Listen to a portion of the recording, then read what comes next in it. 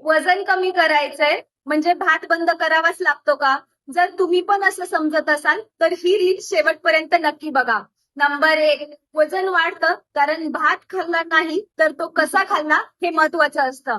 एकटाच भात आणि तेही खूप जास्त प्रमाणात. होय, वजन वाढू शकतं.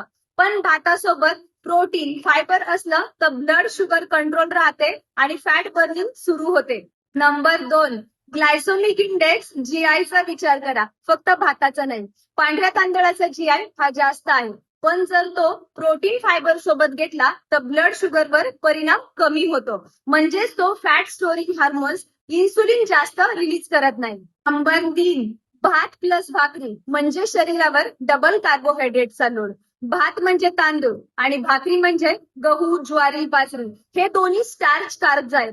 हे जेव्हा दोन्ही एकाच जेवणात घेतले जातात तेव्हा शरीरावर अचानक ब्लड शुगर वाढवणारा भार येतो. त्यामुळे इन्सुलिन हार्मोन्स जास्त प्रमाणात रिलीज होतात आणि आपलं शरीर फॅट साठवायला लागतं. त्यामुळे एकाच जेवणात भात आणि भाकरी सोबत नको. भात तुमचा शत्रू नाहीये, तो तुमचा मित्र आहे, योग्य पद्धतीने खाल्ला तर. डाएट म्हणजे कठीण नाही, समजून खाणं आहे. कमेंट करा, ब्रिंग बॅक माय राईस, आणि अशीच उपयोगी सायंटिफिक माहिती पाहण्यासाठी फॉलो करायला विसरू नका.